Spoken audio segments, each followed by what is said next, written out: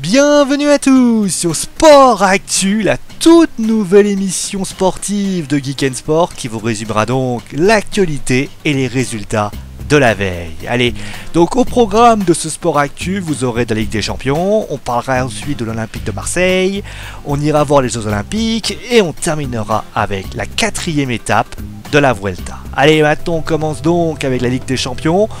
Qui voyait donc Villarreal affronter Monaco, c'était le match retour de barrage qui avait eu lieu. On rappelle qu'au match aller, les Monégasques avaient gagné 2-1.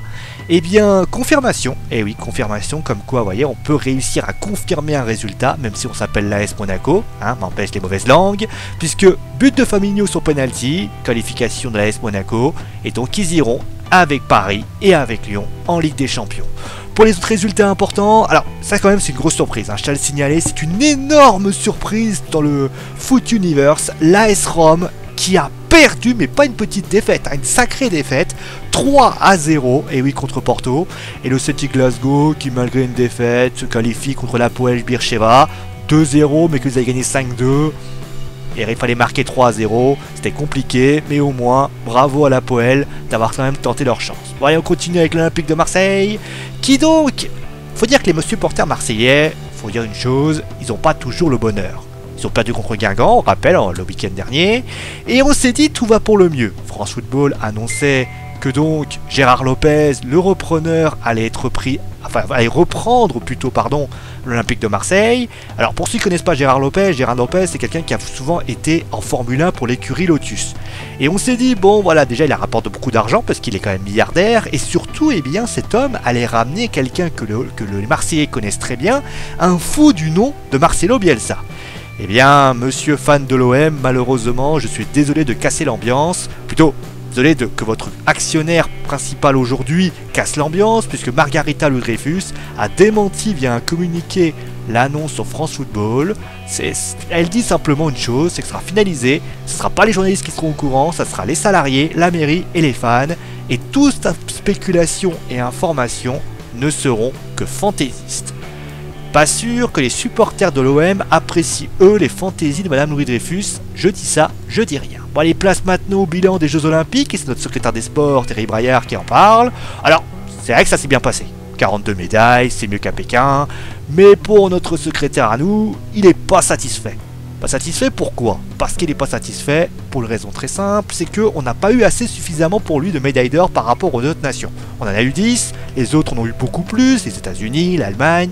Et pour régler cela, eh bien Thierry Braillard va lancer à partir du 3 octobre les états généraux du sport afin de définir les manques à gagner afin d'être encore plus performant en 2020 et encore plus performant en 2024. Il faut savoir qu'à Paris est candidat aux Jeux en 2024, ce qui peut avoir un lien. D'ailleurs, ces états généraux serviront aussi peut-être à cibler les problèmes. Certes, la boxe s'est bien passée, l'athlétisme s'est bien passé, Thierry Braillard d'ailleurs a salué ces moments, mais il faut reconnaître une chose, c'est que du côté du tennis, du cyclisme, de natation, ça n'a pas été très fort et forcément il va falloir en parler, il y a eu des polémiques et on en parlera forcément à ce moment-là. D'ailleurs, un dernier mot sur les Jeux Olympiques, ou plutôt les Jeux Paralympiques.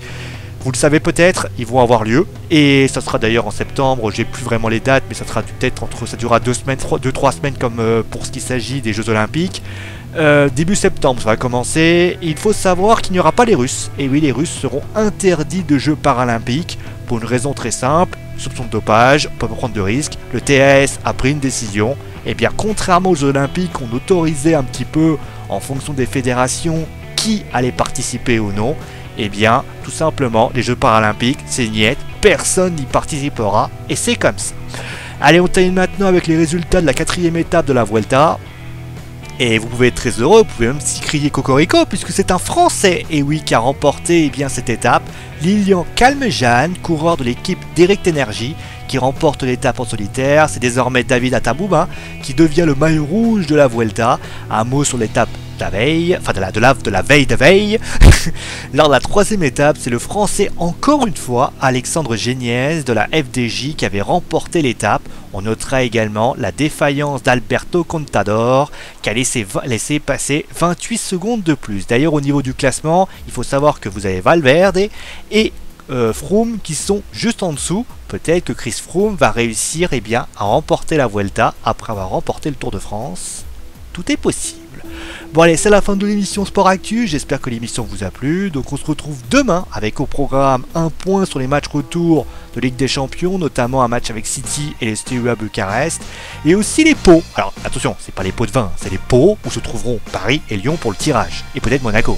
Donc bien évidemment, on vous dira tout ça, en tout cas pour Paris et Lyon c'est sûr, Monaco je sais pas encore, mais en tout cas on parlera également du top 14 avec la candidature de Mourad Boudjelal, la 5e étape de la Vuelta, et comme vous le savez le sport ça ne s'arrête jamais, peut-être qu'on aura d'autres informations qui vous seront données. Voilà, vous savez tout, passez donc une bonne soirée, bien sûr pas aimer, partager et à vous abonner.